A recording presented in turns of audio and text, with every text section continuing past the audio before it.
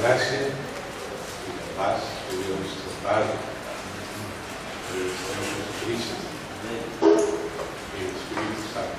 Amén. Sea con todos nosotros. Agradecemos al Señor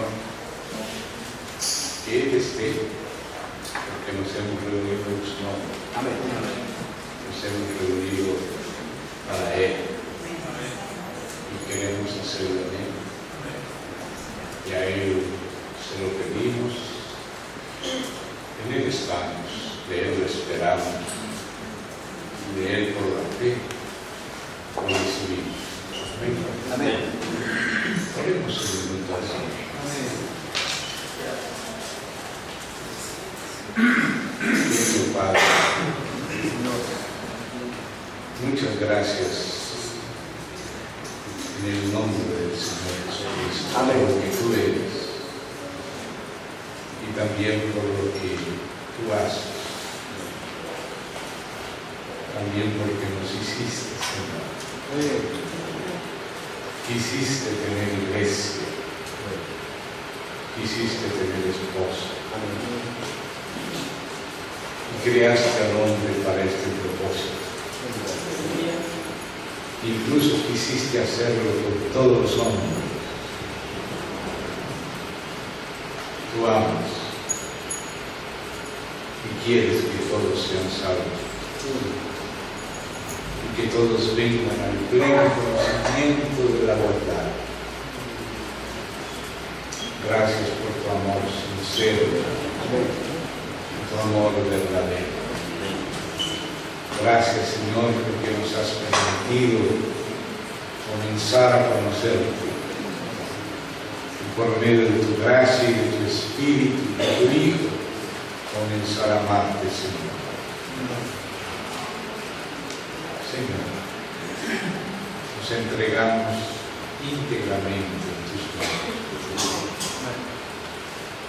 Entregamos nuestro ser y nuestra condición humana a ti. Tanto lo que conocemos como lo que desconocemos. Límpianos, Señor, con tu preciosa sangre.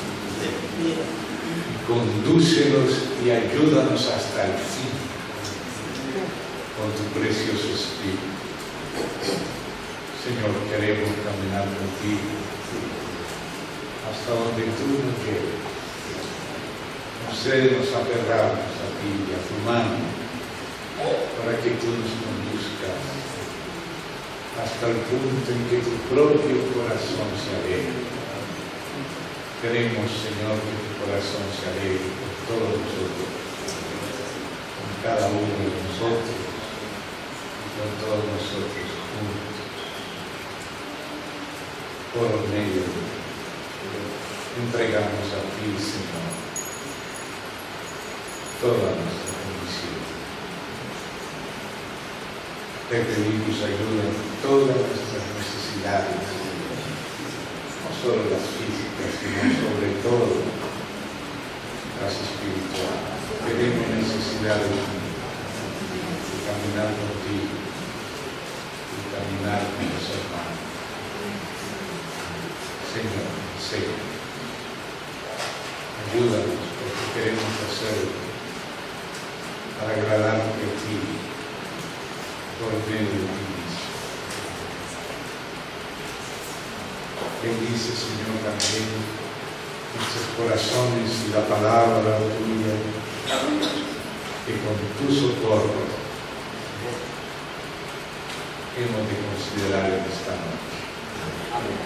Bendice, Señor, a todos los que vinieron de buena voluntad. Porque venimos a ti, Señor. Nada hay en ninguno de nosotros que merezca una reunión, pero tú sí, en tu nombre, queremos venir a ti. Ayúdanos tú y Señor, todos y cada uno, en el precioso nombre del Señor Jesús. Amén.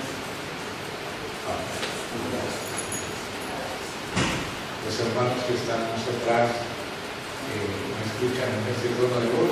¿Bien? El micrófono le llega, el parlante le llega bien a la casa. ¿También allá? Amén. Hermanos, con la ayuda del Señor, esta noche vamos a dar una continuidad, una pequeña continuidad con lo que anoche iniciamos. Vamos al libro de los Proverbios. Vamos allí al capítulo 9.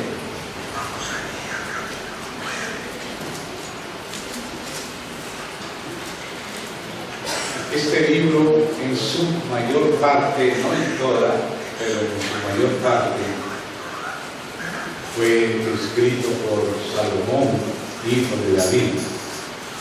Aunque también él incluyó partes de otras personas, y creemos, porque Jesucristo dijo que toda la Escritura es inspirada por Dios, y así estaba el libro de Proverbios, de que también lo que aquellas otras personas, algunos ancianos, sabios, desconocidos, y otros cuyos nombres Salomón incluye, todos fueron instrumentos del Señor para expresarnos la sabiduría de Dios.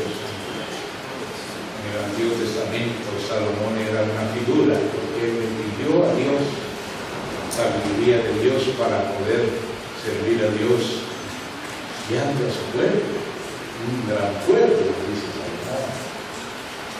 Y Dios le dio esa sabiduría, y sabemos que la sabiduría de Dios es Cristo. Entonces, en este libro tenemos algo de Cristo comenzando a ser revelado dentro de este aspecto característico de este libro. Ayer miramos en primera a los Corintios, en el capítulo 2, y miramos también en Efesios, en el capítulo 3, algunos aspectos de la sabiduría divina. Hoy vamos a dar continuidad con el capítulo 9. Vamos a iniciar con el primer verso. La verdad que los demás versos son también preciosos. Proverbios 9:1.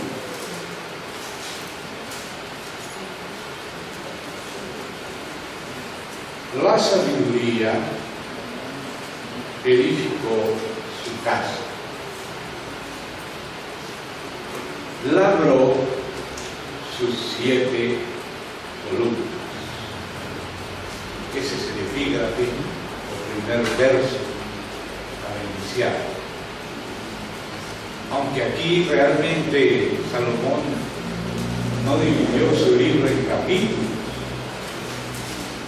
realmente quien dividió su libro en capítulos fue un arzobispo de Canterbury, por allá en el siglo XII, y después en el XIV otro lo dividió en versículos.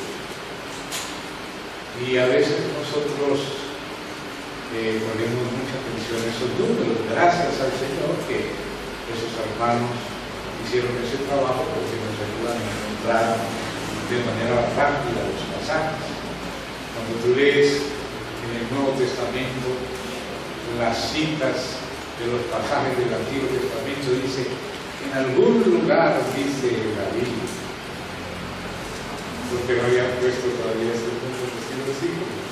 Para encontrar ese lugar era difícil. Gracias al trabajo de los hermanos, vamos al capítulo 9 y al verso 1 y encontramos rápido. Ese es el beneficio. Solo que a veces nosotros, ya no es problema de nuestros hermanos, tenemos que ayudar. El problema nuestro es que a veces, cuando llegamos a los pasajes y tenemos en demasiada cuenta los capítulos y los versículos, a veces sucede que la idea completa, vamos a decir la película, cuando se comienza a hablar de una cosa, se desarrolla y se termina. Si se comienza una visión, se termina la visión, esa es una película. Si se comienza una parábola y se termina, esa es otra película. A veces los capítulos coinciden con las películas, pero a veces no. A veces el capítulo termina sin que acabe la película. Y a veces comienza un poco tarde, cuando debiera haber comenzado un poco antes. Con el mismo primer capítulo de la Biblia ya tenemos esta situación. El Espíritu Santo está narrándonos el Heptaemerón, los 7 días. El Heptaemerón es el primer día y su luz, el segundo día, hasta el 7º día. Pero se acabó el capítulo 1 y todavía no se acabó el Heptaemerón, no se acaban los 7 días. ¿Ven? Tuvo que continuar en el capítulo 2 el 7º día, pero a veces si nosotros leemos por capítulos, vamos a leer hasta el 6º día y no nos vamos a dar cuenta que el 7º día es la continuidad o continuación natural de la película. Y así sucede en otros lugares. No estoy criticando a los hermanos, sino más bien a mí, que a veces me enredo en eso y me pongo a leer algunos números. Luego voy a leer 3 capítulos y resulta que esto tiene que ver para el otro día. Cuando pasa el otro día, comienza la idea truncada, ¿verdad? Esto que está hablando aquí de la sabiduría, ya lo viene hablando desde antes, y especialmente en el capítulo 8, es un capítulo fundamental de Proverbios, es un capítulo fundamental de la Biblia. Aquí Salomón, embedido por el Espíritu de Cristo, porque nos dice Pedro nos enseña en su primera carta, de que el Espíritu de Cristo operó en el Antiguo Testamento en los hombres de Dios. Aunque Cristo todavía no se había encarnado, la persona del Hijo de Dios era con el Padre de antes de la fundación del mundo. Esa segunda persona de la Trinidad, como se dice en la historia de la Iglesia, ya existía antes de la creación.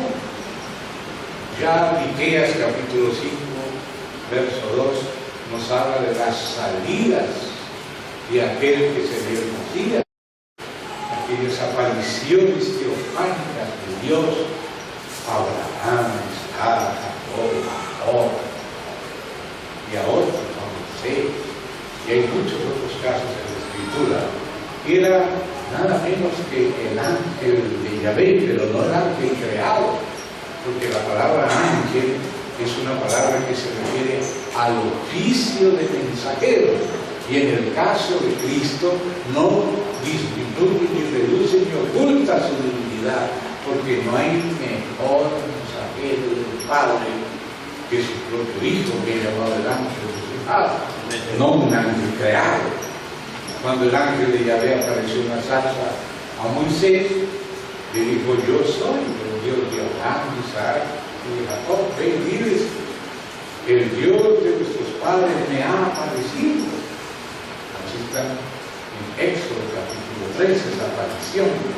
Y es una aparición de las importantes, pero todas las apariciones de Dios en el Antiguo Testamento, si bien no eran con toda su gloria, sino como lo merecía la ocasión y lo podía soportar el hombre, entonces eran apariciones del Verbo de Dios, que es el mensajero por excelencia de Dios. Después hay otros mensajeros creados de tipo angelical, como Gabriel, por ejemplo, y los ángeles en general. La palabra ángel quiere decir mensajero, aunque hay ángeles de guerra y otros ángeles que cumplen otras funciones. Digo esto para que no pensemos que estamos negando la divinidad del Hijo cuando le llamamos a Él, como le llama la Escritura en el Antiguo Testamento, refiriéndose a sus salidas desde el principio, que está en Miqueas 5, 2 y 3, que es un pasaje netamente cristiano y que nos habla tanto de la primera como de la segunda venida de Cristo. Son 3 versículos riquísimos, muy profundos, donde se nos da una panorámica del Señor, de la será pasada hasta la segunda, de la primera y de la segunda venida del Mesías. Y Salomón entonces también tenía la operación del Espíritu de esa persona divina, que después se llamó Cristo, pero Pedro ya se refiere a él como el Espíritu de Cristo que habló por los profetas. Y aquí incluso él, que es la sabiduría divina, habla de manera personificada en primera persona, utilizando al hijo de David, Salomón, que es figura de él, porque el verdadero hijo de David es Cristo, que edifica la verdadera casa de Dios, que es el templo, que es la iglesia. Entonces, en el capítulo 8 de Proverbios se inicia ya la idea que continúa en el capítulo 9. De hecho, hasta el capítulo 10 es una colección de los proverbios de Salomón. Ya en el capítulo 10, verso 1, comienza otra colección, los proverbios de Salomón. Hay varias colecciones que se juntaron y que incluyen también a otros autores, que los incluyó Salomón, los copiaron los varones de Ezequiel. ¿Ven? Entonces, en este capítulo 8, especialmente en el verso 12, si ustedes lo quieren ver ahora, allí nos dice así. ¿Quién nos dice así? ¿Salomón? ¿O el que hablaba a través de Salomón? Porque Salomón le pidió, y Dios dijo que le daría. Yo la sabiduría habito con la cordura y hallo la ciencia de los consejos. Ahí está la sabiduría personificada, hablando en primera persona. Yo la sabiduría. Y luego te vas a dar cuenta, si lo lees desde el versículo 22, por ejemplo, hasta el 31, por ejemplo, ustedes van a ver cuánto de Cristo hay aquí, incluso como Juan, movido por el Espíritu Santo, por el Espíritu de Cristo también, que operó en el Antiguo Testamento mucho más en el Nuevo, utiliza pasajes de aquí en su prólogo del Evangelio de Juan. Pablo utiliza pasajes de aquí en su epístola a los Colosenses, que son epístolas, o uno es el Evangelio, la otra es una epístola totalmente cristológica. Y yo quisiera que ustedes vieran eso. Un momentito.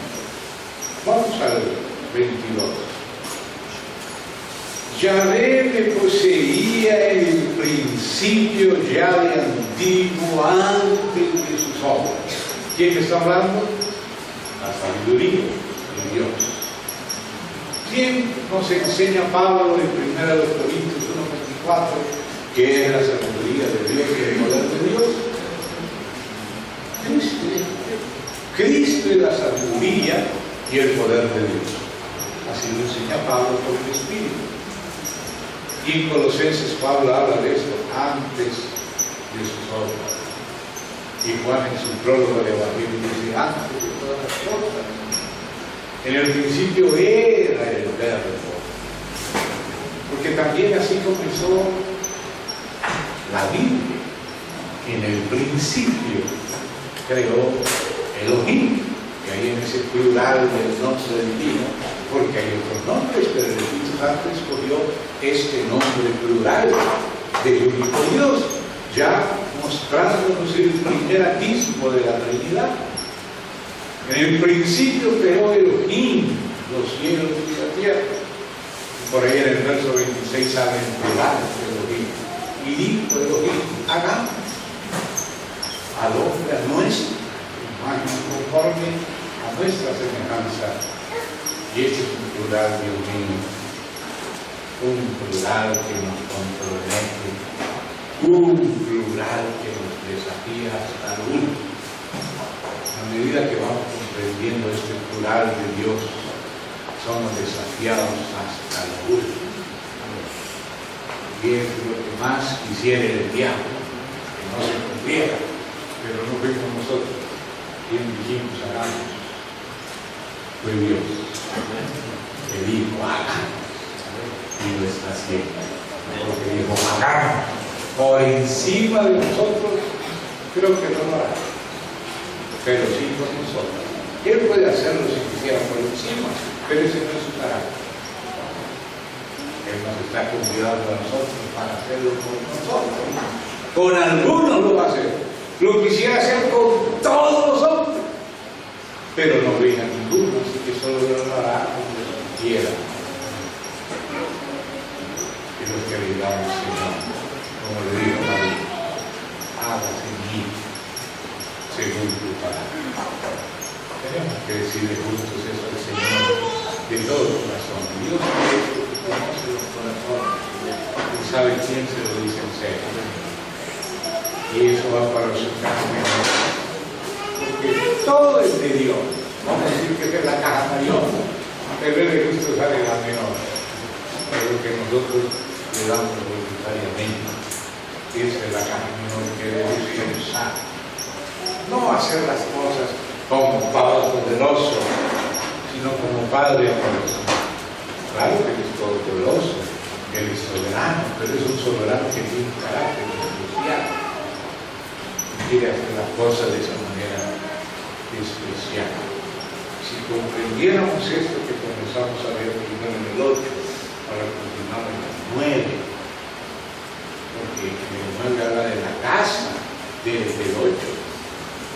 En el 8 habla del dueño de la casa. Y nos habla de la relación del Padre con el Hijo en un mismo espíritu. Entonces ahí hay una riqueza inmensa. Entonces miren y veamos el Nuevo Testamento acá. Veamos la Trinidad acá. Dice así. Yahvé, perdónenme que yo diga Yahvé, me parece que es más cercano, pero si se quiere decir Jehová, no hay problema. No hay problema. Yahvé me poseía, o sea, el Padre al Hijo en el principio. ¿Se da cuenta? En el principio era el Verbo, aquel que dice, me poseía Yahvé. Y el Verbo era con Dios. El Yahvé que poseía la sabiduría de Dios, que es el Hijo. Ya de antiguo, antes de sus obras, y ahora la palabra eternamente, porque resulta que en el hebreo es la palabra olam, y la palabra olam a veces se puede traducir eterno en el sentido de Dios, y a veces se traduce antiguo, como aquellos varones dicen en Génesis 6:6, que eran famosos desde la antigüedad, también usa la palabra olam, pero ya no podemos traducir eterno en ese caso la palabra, sino de antiguo, pero para que no entendamos mal, ahora dice, eternamente tuve el principado. El príncipe es el hijo del rey, es el heredero del trono, el heredero de todo lo que es de su padre. Amén. Eternamente tuve el principado desde el principio, antes de la tierra, antes de los abismos, fui engendrada. Algunas traducciones dicen así, pero es más exacta la traducción engendrada, porque la sabiduría de Dios es engendrada por Dios en el acto de saber. Pero como Dios sabe todo, conoce todo acerca de sí mismo, se conoce a sí mismo en la eternidad, conoce todas las cosas. Entonces, en el conocer intrínseco de Dios, la sabiduría divina es engendrada, pero no en el tiempo, porque Dios no empezó a conocer. Él siempre se ha conocido y ha conocido todo. Por lo tanto, la sabiduría es engendrada, pero no creada. Le acompaña a Él como el unigénito del Padre, que es el Hijo. Entonces el Hijo no es creado, pero es unigénito. La sabiduría de Dios, que es el Hijo de Dios, se declara como engendrada, pero no creada. Porque si vamos a decir que la sabiduría es creada, estaríamos diciendo que hubo una época en que Dios todavía no era padre, en que Dios no tenía sabiduría y no le acompañaba la sabiduría. Eso sería un absurdo tremendo. La sabiduría de Dios siempre ha estado con Dios desde la eternidad. Pero era el verbo de una sabiduría no solo acerca de todo, sino acerca de sí mismo. Por lo tanto, la imagen que Dios quiere de sí mismo es igual a sí mismo, porque Él sí se conoce como Él es. Yo no. Y después por allá, quién sabe quién, para arriba y para abajo, como un ascensor subiendo a la ciclotín, esquizofrenia, ¿verdad? Pero Dios no tiene ese problema. Gracias. Dios eternamente se conoce a sí mismo, y la imagen que Él engendra al conocerse, que no la engendra en el tiempo, sino que desde la eternidad, pero al ejercer su autoconocimiento, está engendrando la esencia, pero sin principio. Es tan eterna como Él, su sabiduría, y la imagen que Él tiene de sí, la cual es su Hijo, que es la imagen de Dios, en la cual Dios se reconoce, y por la cual Dios se revela, y a través de la cual el ángel de Yahvé, el mensajero del Padre, sin principio, dice: yo soy el que soy. Es el eterno que expresa la plenitud de Dios. Ese es el Hijo. Esa es la sabiduría. Y la iglesia es la casa de eso. Pero sigamos leyendo un poquito.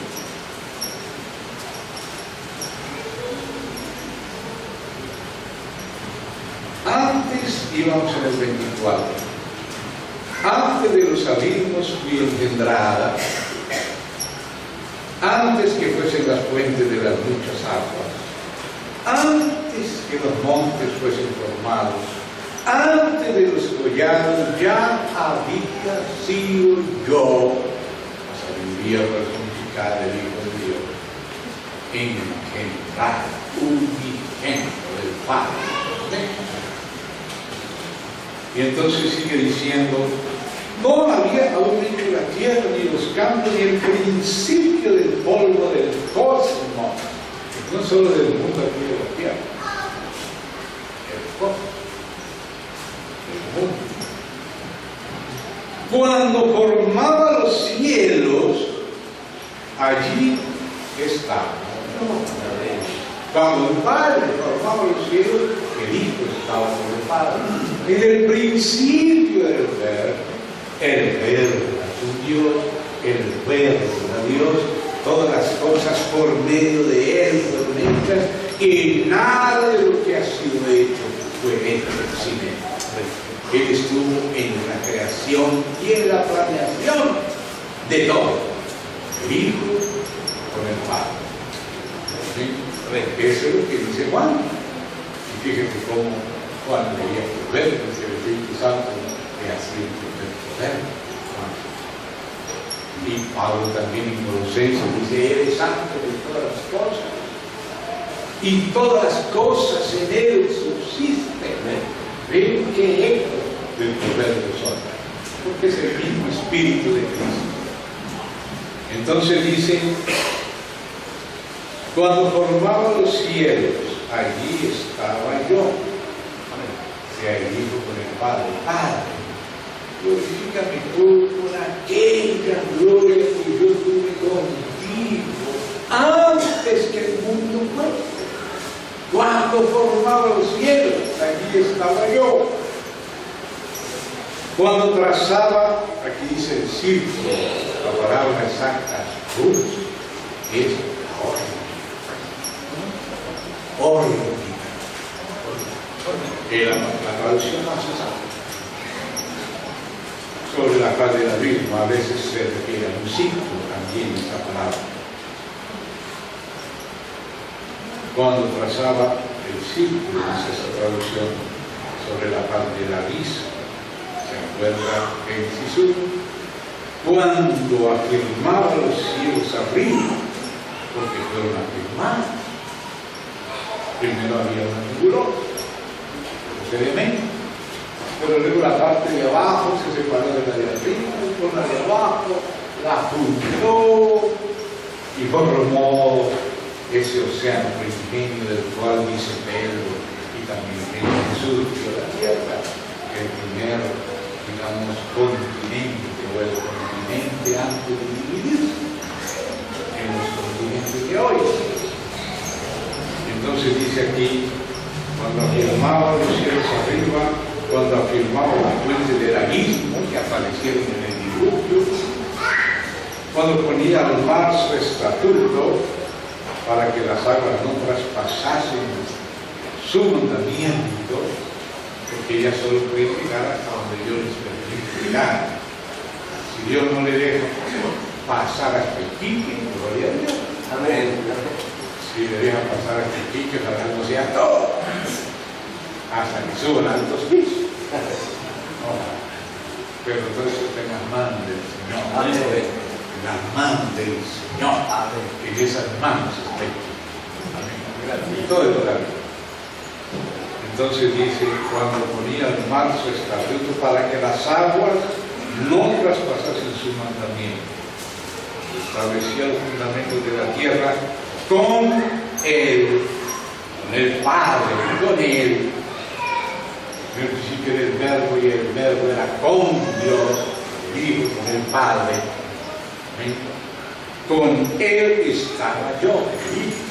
Con el Padre estaba el Hijo, ordenándolo todo.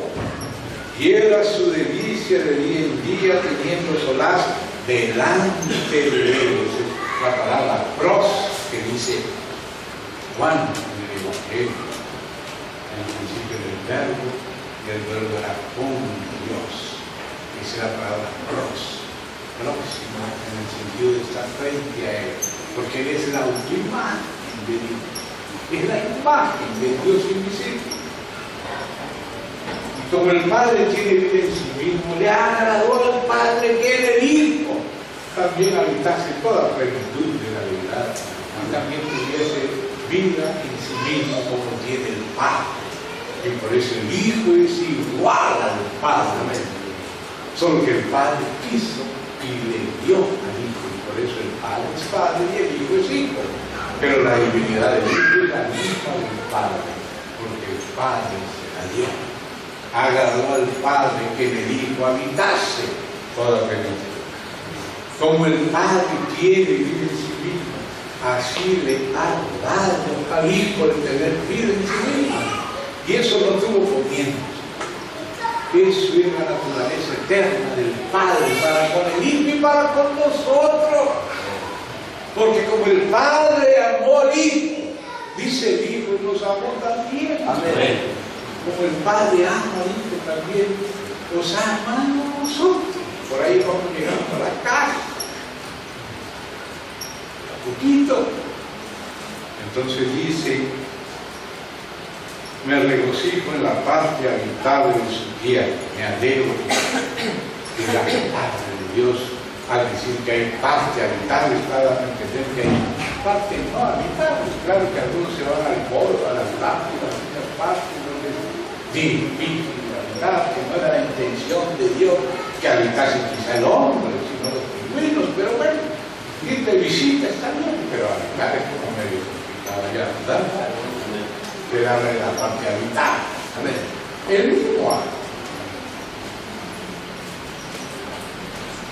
Y entonces dice, y mis delicias son con los hijos de los hombres. Oh, gracias. Qué amor inmenso de Dios. Que hubiera dicho con Adán antes de caer, pero dice, con los hijos de los hombres, o sea, ya con todos los pecadores que nacieron después. Qué amor de Dios. Dios sí que es capaz, ¿verdad?, de meterse con nosotros. Gracias a Dios. Y lo llama delicia. Quizá nosotros le llamaríamos tortura, que a nosotros habitar unos con otros a veces es una tortura, ¿verdad? Pero el Señor creó una delicia. Amén. Y Él va a convertirnos en nuestra comunión en esa delicia que Él tiene. Él quiere que participemos de la delicia de la Trinidad. con la cual creó al hombre a su imagen, para disfrutar con él. Ahí llegué al verso 31, la cuenta, me salté los otros, pero ahora sí, esta sabiduría de que estamos leyendo aquí en el orden, tiene que continuar con la continuación. La sabiduría edificó su casa. De la sabiduría de Dios es Cristo. Amén. El Hijo de Dios. Amén. Amén. Sabiduría acerca de Dios y sabiduría acerca de todo. Porque es que hoy en día hay algunas corrientes modernistas que quieren decir que el Hijo, cuando estaba casado, que se podía equivocarse en cuestiones de historia, en cuestiones de ciencia, pero yo creo que los que se equivocan son los que dicen, porque él defendía del Padre. Lo que dijo, aunque haya dicho eso en su despojamiento, porque él se despojó y se hizo hombre. Sin embargo, defendió del Padre. Y yo creo que lo que dijo el Hijo se lo enseñó el Padre, aunque contradiga a algunos evolucionistas y a algunos llamados científicos. Yo creo en la palabra de Dios, Amén. más en las cambiantes palabras de los que a sí mismos se llaman científicos, pero que son hijos de hombres. Allí, de hecho, constantemente nos están preguntando unos a otros. ¿No es así? Bueno, entonces es mejor creer en mí. Amén. Amén. Gloria a Dios. Entonces, esta sabiduría es el Hijo. No se refiere a la sabiduría de los científicos de la tierra.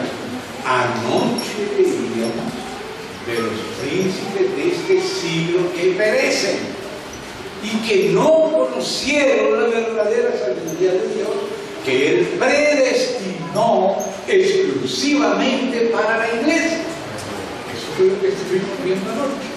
Y ahora estamos continuando. La sabiduría edificó su casa. El Señor Jesús, que es el Mesías, el Cristo, el Hijo de Dios, la sabiduría y el poder de Dios, Él nos enseñó que su casa es la iglesia. Amén. Que su casa es la iglesia. Entonces dice que la sabiduría de Dios es un tipo que es Cristo, un Cristo único, pero que se expresa y se reparte entre los suyos como a Él le place. Como a Él.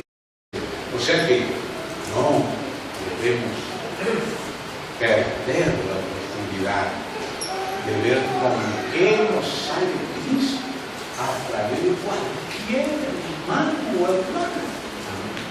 De pronto nos ayuda. ¿Verdad? De pronto Dios nos puede ayudar. Ese fue el problema que tuvo Josías. Josías no pensó que Dios pudiera hablarle a través de el faraón. Y el faraón no era convertido, había sido el enemigo de Israel. Sin embargo, era un ser humano a través de quien Dios podía hablarle al rey Josías. Y el rey Josías no sospechó que el mismo Dios le estaba hablando por la boca de ese faraón negado. Pero Dios siempre puede hablar. Amén. Así que esto no se lo predico a usted, esto me lo predico primero a mí mismo, para poner atención a ver si Dios me está hablando y yo me estoy haciendo. No se lo digo a usted, eso lo tengo que decir a mí mismo. Amén. Tengo compasión de Dios. También lo quiero enseñar eso. Quiero estar sentado con usted. Aquí estamos sentados con usted. Entonces, aquí aparece una palabra, un verbo, edificar una casa. Y ese verbo aparece a lo largo de la Biblia muchas veces. Y la primera vez que aparece ese verbo, aparece en Génesis. Solo que el traductor lo tradujo de otra manera.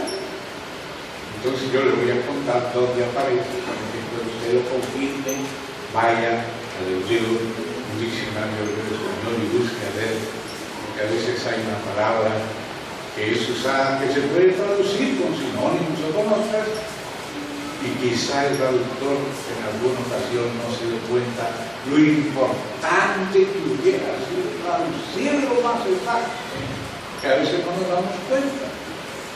Gracias a Dios que es con buena voluntad que traducimos mal, porque cuando traducimos mal, con mala voluntad, hay traición. Por eso alguien decía que traductore está muy cerca de traidore. O sea, traductor está muy cerca de traidor. Si lo hace a propósito, eso es cosa seria. Si no se dio cuenta, bueno, ahí tenemos como se dice, un atenuante. En cambio, por el otro lado hay una agravante, ¿verdad? Bueno, entonces, dice aquí la palabra edificó. Vamos a dejar el marcadito. Vamos al libro de Génesis. En estos días tenemos que mencionar mucho Génesis y otras partes, porque están todas relacionadas. Vamos al capítulo 2, y que efectivamente es el segundo Toledot. Toledot es una palabra hebrea que significa relaciones, y el Génesis está compuesto por varias relaciones que venían de la antigüedad y que Moisés unió una con otra. Después de que cuenta los 7 días, ya en el capítulo 2, verso 4, parte A, ahí dice Gela Toledot Hashamay Bet-Hateres. O sea, estas, comenzando desde el 1 hasta el final, al 4 del 2, 4a, dice, estas son las relaciones de los cielos y la tierra. O sea, es una primera relación. Luego empieza a contar la historia desde el capítulo 2, verso 4, parte B. Si lo ves en el hebreo se nota más claro. Y empieza a contar la historia de Adán y Eva, cómo los hizo, cómo pecaron, cómo los expulsó, cómo tuvieron a Adán y Eva, y termina ese segundo Toledot, esa segunda relación, y dice, Gela Sefer Toledot Adán. Este es el libro de las relaciones de Adán. O sea, lo que cuenta desde el 4b del capítulo 2, toda la creación de Adán y Eva, que entra en detalles, y luego cuando viene la prueba en Edén, la caída del hombre, la expulsión del Edén, los primeros hijos, hasta que llega al primer verso, la parte A del capítulo 5, que no la puso Moisés, sino que continuaba la historia. Entonces ahí dice que este es el libro de las relaciones de Adán. O sea que Moisés está incorporando la relación de los cielos y la tierra, la junta Moisés y hasta la actualiza, porque hay unas señales de actualización mosaica, pero no vamos a entrar en eso ahora, y le pega ese segundo Toledot. Y luego viene y le pega el tercero, y dice, estas son las relaciones de Noé, lo que había antes de Noé, desde Adán hasta él. ¿Quién mejor que Noé para conocer esa historia? Toda esa genealogía que a los 930 años murió, que a los 130 tuvo el primer hijo, todas esas cosas iban siendo escritas en una relación, un Toledot. Eso es lo que se llama relación en ese sentido, un relato histórico, ya sea de historia, ya sea de nombres, ya sea de descendientes, ya sea de ascendientes. Esas son relaciones, Toledot.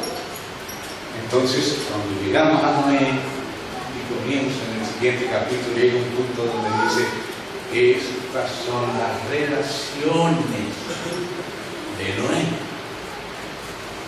A veces se traduce, estos son los orígenes, pero es Toledot. Estas son las generaciones, pero es Toledot. Estos son los descendientes, es Toledot, los ascendientes. Esta es la historia de la familia de Jacob. Cuando tú vas a ver la palabra siempre la misma, aunque la traducción ha sido distinta. La palabra siempre ha sido Toledo, relaciones, que hace un relato para atrás. ¿Ve? Y después de la tablilla, porque en aquellos antiguos tiempos se escribía en tablilla de barro, y al final se ponía un colofón. Estas son las relaciones de los cielos y la tierra. Este es el libro de las relaciones de Adán. Estas son las relaciones de Noé. Luego, después de contar el libro, dice: estas son las relaciones de los hijos de Noé. Era toledor benigno. ¿Quién mejor que los hijos de Noé para contarnos los del diluvio? Después viene la de Sem, la de Taré, el seno de Abraham, y continúan otras relaciones a lo largo de Génesis. A veces comenzando, a veces terminando.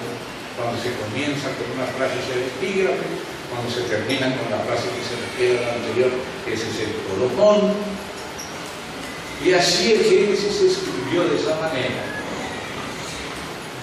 Entonces, esta segunda parte, desde el 2:4b, porque cuando tú sabes que puntos y comas no había en el hebreo, hay rayitas, como para separar una frase de otra.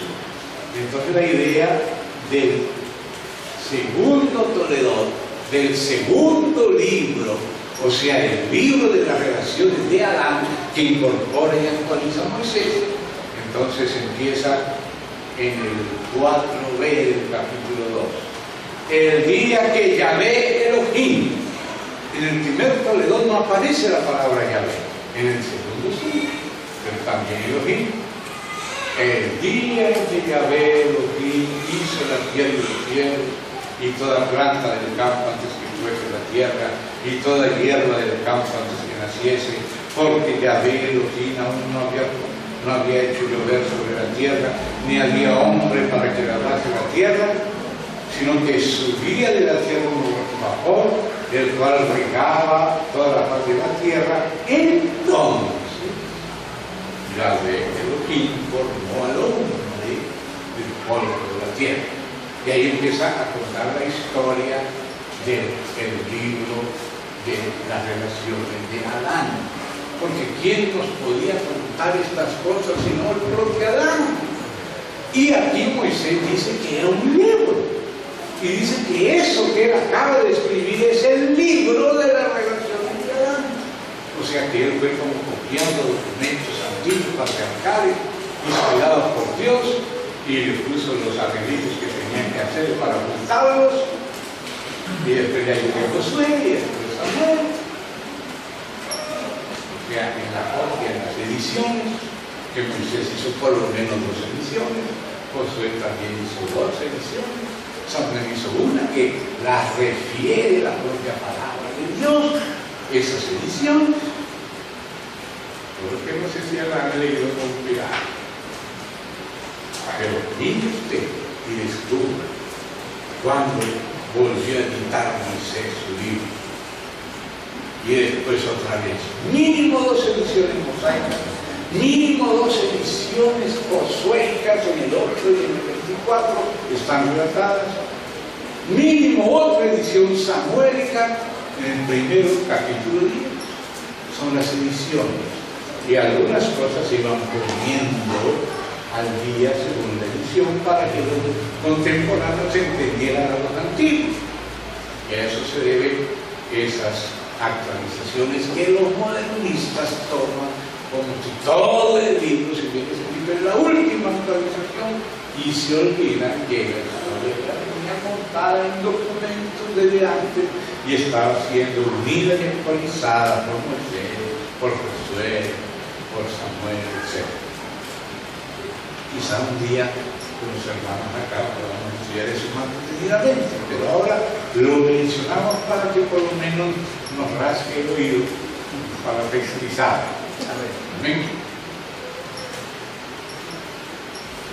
Entonces ahí ya llegamos en el capítulo 2, desde el verso 4, desde la parte B, ahí comienza el segundo Toledor, el libro de las relaciones de Adán. Y ahí empieza a contarnos de una manera rápida, que era otro documento, inspirado por el mismo Dios, inspiró los demás, pero era un documento y ahora es otro documento que Moisés agrega. Así como hacía José también leía de las relaciones antiguas, a veces casi las copiaba igual, como Crónicas casi copia igual Reyes, pero a veces le agregan, se le quitan, lo actualiza, según el propósito del Espíritu en una nueva época. Porque cuando se escribió Reyes, comenzaba la cautividad y había que explicarlo. Cuando se escribió Crónicas, comenzaba el retorno y había que explicarlo. Se cuenta la misma historia, pero desde dos puntos de vista. Una, para la utilidad del cautiverio, lo que escribió Jeremías con los reyes, y otra, las Crónicas, que la escribió Nehemías con Esdras en una época de restauración y de retorno.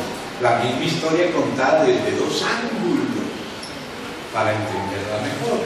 Por eso, cuando se cuenta en Crónicas, la palabra para Crónicas es paralipómenos, que significa omisiones.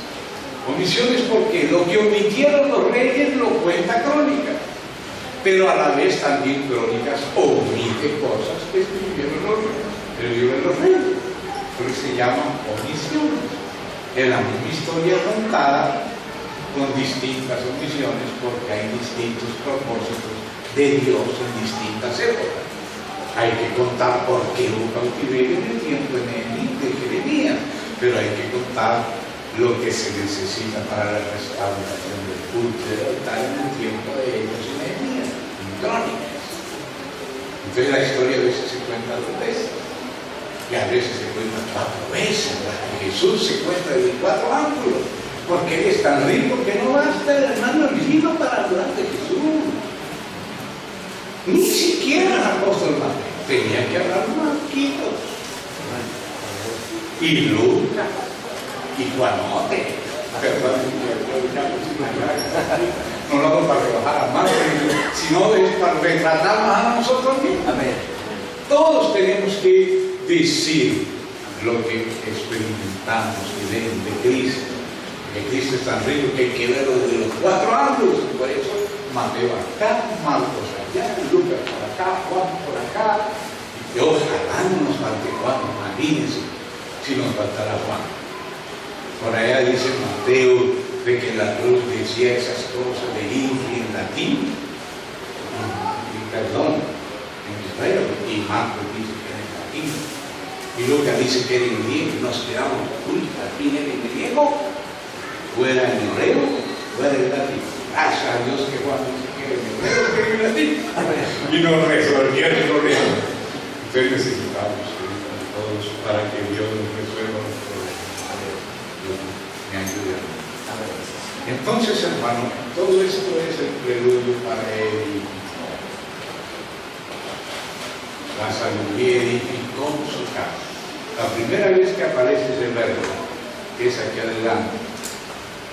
Verso 21 dice: entonces Yahvé Elohim hizo caer sueño profundo sobre Adán, y mientras éste dormía, tomó una de sus costillas y cerró la carne en su lugar, y de la costilla que Yahvé Elohim tomó del hombre, edificó una mujer. Aquí lo que se edificar, quizá el traductor bien por eso.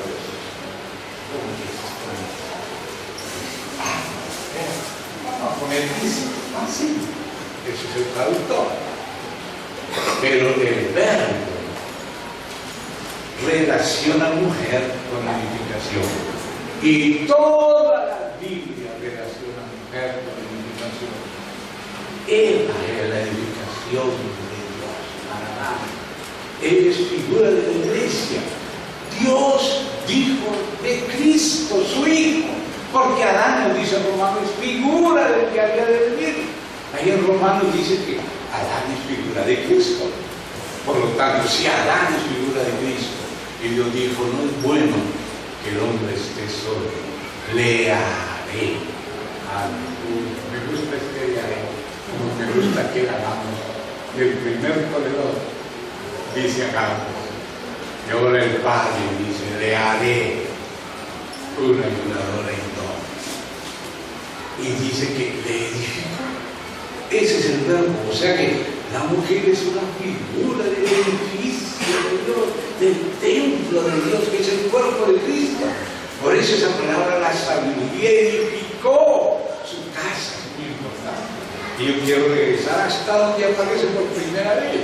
Y donde aparece por primera vez es aquí, cuando Dios hizo a Eva para Adán. Dice que Dios le edificó una. Hermano, qué precioso es cuando no somos nosotros, sino Dios el que nos edifica a su casa. Eso sí es un regalo, porque nosotros no edificamos esposa, nosotros edificamos monstruos. Nosotros cometemos errores a la realidad. Gracias a Dios que no le tocó a la edificar. Dios dijo, le edificaré. Y le haré ayudador idóneo. Dios hace esas cosas. Dios toma nuestra mujer y la hace una ayudadora idónea, la edifica con cuidado. Y debemos, hermanos, estar muy agradecidos a eso. Amén. No fue tan increíble. Él estaba por allá. Tenía por aquí la finca, la gallina, la flora. Pero la gallina la valoró, pero hasta ahí. La vaca da la leche, pero hasta ahí. ¿Se da cuenta? Pero Dios quería edificarle alguien con bendición. Por eso es su casa. La sabiduría yo edificaré mi iglesia, su casa.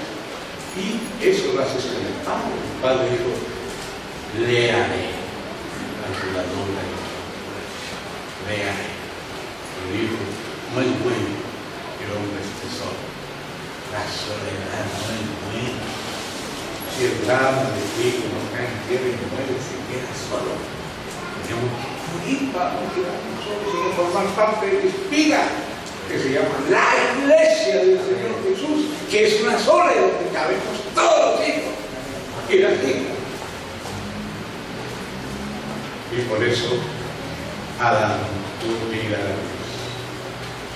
Cuando estaba ya en su sueño profundo, que es una figura de la cruz, así como a Cristo le abrió en el costado con una lanza, a Adán también le abrió en el costado, no con lanza, no sabemos con qué Dios le abrió el costado.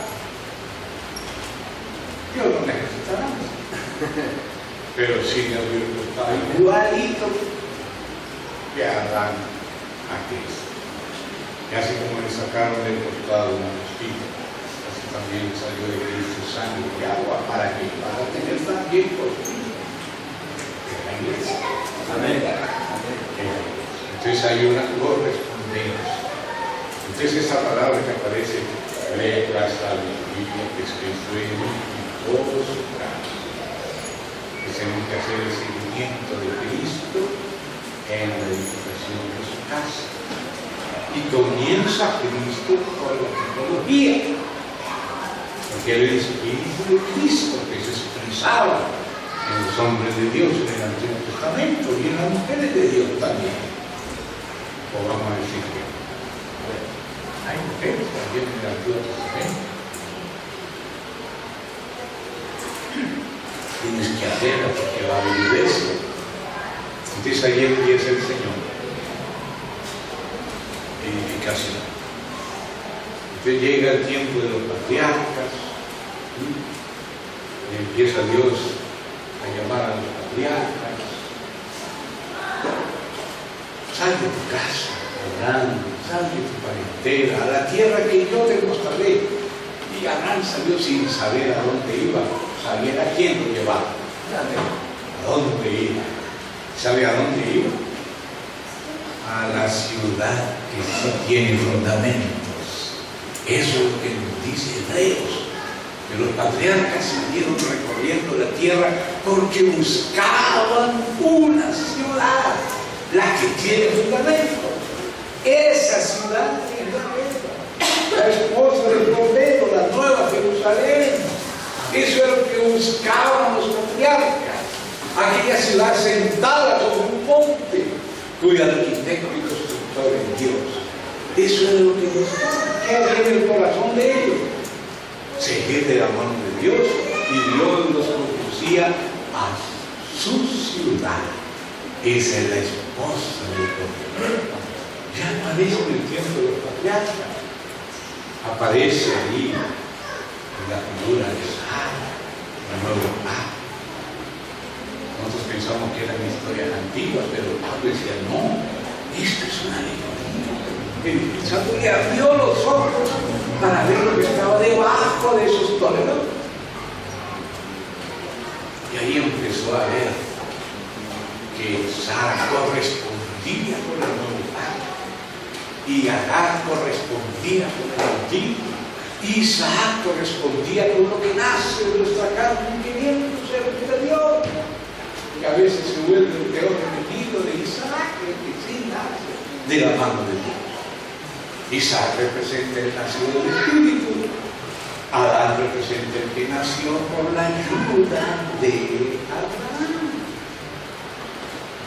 Pues Abraham quiso ayudarle a Dios y lo hizo con él. Y después le dijo Dios, cuando él ya llevaba 13 años, pensando que ese sería el heredero. ¿Cómo tuvo que esperar Dios? Porque si le hubiera dicho antes, qué depresión, padre.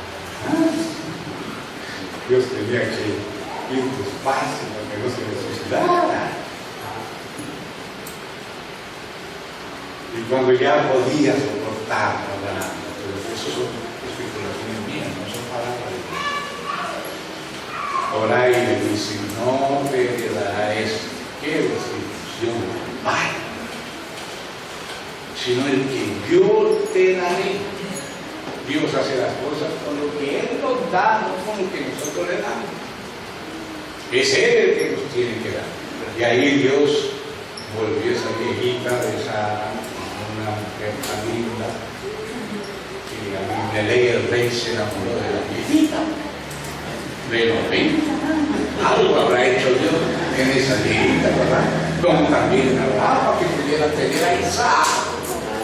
Porque eso es símbolo de la resurrección y de la transformación de nuestros cuerpos. Ese rejuvenecimiento de sangre que no tomaba ese café y todo ese montón de cosas que la gente toma para rejuvenecer. Es Dios el que rejuvenece. Amén. Es Dios el que vivifica nuestros cuerpos mortales y es Dios el que nos ha de resucitar a la semejanza de su Hijo glorioso. Entonces por ahí llega el tiempo de también Isaac, cargando la leña como Cristo cargaba la cruz, ahí por el mismo lado, anduvo Isaac cargando la leña. Pero volvió, como dice Hebreos, como el resucitado, como si no hubiera sacrificado, figura de la resurrección de Cristo. Y después llega Jacob. Y cuando llega Jacob, bueno, hay muchas cosas en la historia de Jacob, pero de pronto nos encontramos con que Jacob se está yendo. Dios le había dicho a su padre Isaac que no se fuera, que se quedara ahí. Pero Jacob se está yendo. Entonces Dios le dice a Jacob, Jacob, donde tú puedes, yo voy a ir contigo, pero te voy a volver a traer a este lugar. Y lo volvió a traer a Betel, donde tuvo una revelación cuando se iba. Y así a veces Dios nos da una revelación de la casa de Dios, pero por el camino, por las dificultades, se nos olvida y volvemos a morir. Hasta que Dios nos vuelve a aparecer a través de la cara larga del tío Labán y de los primos y todo. Entonces le tocó a Jacob volver a donde había estado primero su casa. Y ahora ya no solamente tuvo la revelación de que él le llamó Betel, fue él que se inventó el nombre, según lo que entendió. medio de Dios. Ese es el lugar de encuentro, así como el tabernáculo de reunión y el arca de la alianza. Pero que ahora era un poquito más que edificado. Ahora era una piedra ungida y después libada. La libación es la dedicación a esa causa de Dios, a esa misión de Dios. Porque primero lo vemos, pero no nos dedicamos. Hasta que Dios dice, vuelve al lugar donde habías puesto la carpa primero, vuelve a Betel y quédate ahí en Betel, quédate en Betel. Entonces él salió, a pesar de darle gracias a Dios por la carpa, porque se le dio a Betel. Volvió a Betel y ahora no solamente reconoció la visión de Dios, sino que se dedicó a ella como libación. Pablo nos dice lo que es esa libación en Filipenses, que es dedicar la vida hasta la muerte en el servicio a Dios y a la fe de los santos, hasta morir. Pablo dice, si soy derramado en libación sobre el sacrificio de vuestra fe, esa es la libación, poner la vida hasta la muerte en la causa de Dios. Primero lo entendemos. Del Egipto nos olvidamos un poco, nos alejamos por aquí, por allá. Pero Dios dijo, te voy a volver a traer a este. No fue fácil. Pasó cosas buenas, pasó cosas tristes, pero regresó al único lugar donde está el nombre de Dios. No adoraréis a Dios en otro lugar, sino donde yo pusiere mi nombre, en el santuario único, allí servirás a Dios, allí os cantarás, allí harás esto y aquello, no en otro lugar. El único lugar donde debemos servir es en el santuario único, que es la continuación del Betel, de Eva, que era un edificio. No le edificó Dios a Eva. Eva, la mujer, es el edificio de la iglesia, la figura de la iglesia, no física. Betel es la continuidad. El tabernáculo de reunión desenvuelve Betel. El templo de Salomón desenvuelve el tabernáculo. La visión de Ezequiel en pleno cautiverio desenvuelve todavía más. Pero cuando llega el Señor Jesús, pasamos del plano de la maqueta a la realidad espiritual. Amén. La realidad espiritual. La casa de la sabiduría. La sabiduría edificó su casa. Labró. Ay, ¿cómo duele eso? ¿Usted cree que se labra con un palito de agua tibia? Así no se labra nada. Se labra a puro martillo. Un martillo sincero se labran las columnas de la casa, de la sabiduría. Así que si usted no quiere martillo, pero ¿para dónde se va? ¿A dónde iremos, Señor? Solo tú tienes palabras de vida. No podemos huir. Tenemos que estar ahí y aguantar todo el martillo que sea. Se habla de derecha, de izquierda, el candelero tiene que la derecha, la izquierda, en todo lado. Y todo desde el principio al fin es martillar. Y eso es lo normal que no nos debe asustar. Debemos entender que Dios nos ama para que estemos en nuestro debido lugar, en la casa de Dios, donde está el trono de Dios, donde está la gloria y la presencia de Dios. Dios nos creó para vivir en su gloria, en su presencia. Padre, que la gloria que me dice, yo les he dado, que donde yo estoy, ellos también estén conmigo para que vean mi gloria. Y cuando vemos su gloria, somos transformados en la misma imagen. Por eso él dijo, hagamos al hombre a nuestra imagen. Y por eso el matrimonio. Por eso el cautiverio, por eso el retorno, por eso la guerra, por eso todo. Todo tiene un sentido. Lo que Dios dijo que haría, hagamos esto. Y le voy a hacer a mí. Le haré una ayudadura entonces. Le haré, yo se la voy a hacer a mí. Para eso hay historia. Todas las historias son para eso. Todos los imperios que surgen en la tierra y bajan y caen y se levanta otro, es para eso. Subió a Babilonia para hacer su trabajito de 70 años allá por Israel. Y eso estaba haciendo algo por Israel. Terminó el trabajito, sale a Babilonia y viene Persia, ahora empezó su trabajito, la restauración, el retorno. Durante el tiempo los persas, el persa, vino el retorno. Pero después viene otro trabajito. Había que pasar de Israel al mundo entero, porque en Abraham sería bendito no solo Israel, sino toda la familia de la tierra. Había que preparar el Nuevo Testamento, la evangelización mundial de Alejandro. Mano, venga para acá. Ahora te toca el turno a ti. Y hablar griego, los hindúes hablando griego, los romanos hablando griego, los persas hablando griego, Pablo escribiendo sus cartas en griego, hasta Mateo también en griego. Dios estaba preparando algunos conceptos que había que cocinarlos durante 400 años en el periodo intertestamentario. Por ejemplo, lo que acabamos de mencionar del verbo.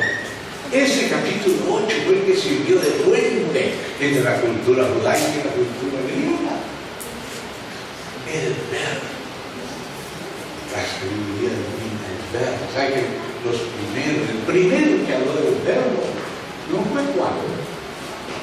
Fue Heráclito de Éfeso. Fue el primero que habló del verbo. En ese periodo de Alejandro y de los griegos. Todos los periodos sirven a la causa de Dios. Dios estaba cocinando la revelación de su propio Hijo para que el mundo lo conociera. Inclusive hizo la cocinada en pleno periodo intertestamentario ya. No había más promesas. Dios estaba haciendo un puente tanto entre los griegos como entre los propios judíos y los helenistas, toda esa historia. ¿Sabe quién resumía lo que después iba a predicar Pablo? Esteban, el helenista. Después vino Platón y habló, y los estoicos hablaron, hasta que de pronto una vez Juan, en la isla de Patmos, justamente en Grecia, y Pablo era de Sicilia y de la frontera,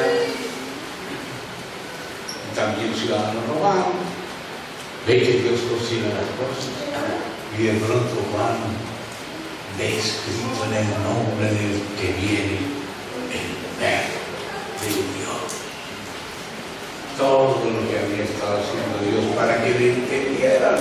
Ahora el Espíritu Santo le dice Juan, ahora vas a escribir. El principio era el verbo. Y ahora lo entendían los judíos. ¿Por qué? Porque los judíos habían tenido una lucha, un pleito de Sion con los griegos, con Antioquía y España, en ese periodo de los griegos. Y ahí algunos tuvieron que tratar de comprender las dos culturas, los helenistas, Aristóteles, los sacerdotes, Demetrio de Salomón, que fue el que tenía a su cargo la biblioteca de Alejandría, Filón de Alejandría, ya de la época de los apóstoles, tratando de que se comprendieran los hebreos con los romanos, para que pudiera llegar el tiempo del Nuevo Testamento. Y cuando ya se cocinó lo que se tenía que cocinar, ahora vienen los romanos y hacen las carreteras para que Pablo empiece a llevar el evangelio en griego. Y de ahí se tradujo al español y a otros idiomas. Dios hacía su trabajo en cada época, los eones, las eras, el cumplimiento de los tiempos es al final, pero todos los tiempos tenían un sentido. Hasta Ciro estaba ahí porque tenía que ser siervo de Dios aunque no conocía a Dios. Aunque no me conociste, le dice Dios a Ciro, eres mi hijo, yo te llamé para hacer esto, aunque no me conociste.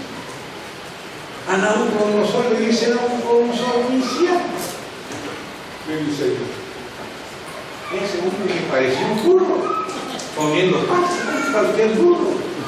Dios mostró que no era nada de Nabucodonosor, él era como un burro, pero Dios escogió al último de los hombres, aquel que es casi un burro, y lo pone arriba de todo. Así que todavía estamos arriba de cualquier cosita, hay que tener miedo. Mire lo que le pasó a Nabucodonosor, con una buena lección. Dios nos guarda, al menos nos guarda. Entonces, toda la historia ha sido la edificación de Dios. Primero están los planos, está la maqueta, y llega la hora del Señor Jesús, donde es la verdadera, pero toda la historia, toda la preparación de Dios. Hasta Juan el Bautista vino para preparar camino a Yahvé. Por eso él sabía que él era el que tenía que preparar camino a Yahvé. Eso estaba en Isaías 40. Y él decía, yo soy la voz de aquel que está en el desierto, preparar camino a Yahvé, enderezar calzado en la soledad a nuestro Dios. Él sabía, el que viene después de mí es antes de mí, del cual yo no soy digno de desatarme el calzado de sus pies. Aunque después como que se imaginó él que la cosa era un poco más pomposa y estaba en la cárcel y el Señor en vez de venir un caballo de Alejandro, un buceo así como el caballo de Alejandro, viene un burrito. ¿Será esto o será otro? No entendió el carácter del Señor. Él es más soberano que Alejandro, que Julio César, pero él es con un carácter diferente. El niño de manos de venir a salvar y a rescatar lo que no se podía rescatar de otra manera. Hay maneras que son las únicas con las que Dios rescata. Y eso es la sangre de su Hijo, y es el don del Espíritu, en el ministerio del Espíritu, de la reconciliación. Solamente lo que hace Él. Ninguno de nosotros es capaz de hacerlo. Por eso tuvo que venir Él mismo a hacerlo. Entonces, toda la historia es esta indicación. Y ahora en el tiempo final, en la última, en la cuarta bestia esa de Daniel 7, ahí llega el Mesías en la primera venida. Tiempo de Tiberio el judío, nació en tiempo de Augusto César, y ahí puso el fundamento de la iglesia, derramó el Espíritu Santo, todo aquello que era tipología, aquello de él, aquello de Pedro, aquello del tabernáculo, aquello del templo, aquello de la misión del templo en cautividad. Ezequiel estaba en cautividad, pero vio a Dios diciéndole, mira, si ellos se arrepienten, muéstrales el diseño de la casa, sus entradas, sus salidas, porque cuando no conocemos el diseño, a veces nos metemos por la ventana, nos metemos por el baño, hacemos un montón de cosas, hasta que nos vamos arrepintiendo y Dios nos va mostrando el diseño de la casa para hacer todas las cosas conforme al diseño, como Dios se lo mandó a hacer.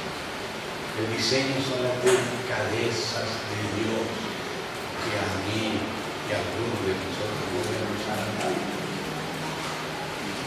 El culto lo llevo yo.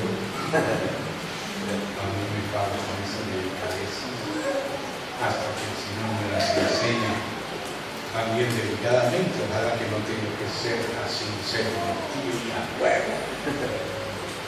Ojalá que estemos maduros para que como el caballito que ya está domado, ya sabe que tiene que ir.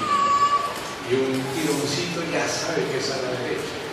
Y otro tironcito sabe que es a la izquierda. Al principio el caballito necesita apuntar, nos toca, hasta que ya nos vamos cansando tanto problema. Y ya cuando el dueño dice, listo, ahí vamos. Pero no somos tan fáciles, ¿verdad?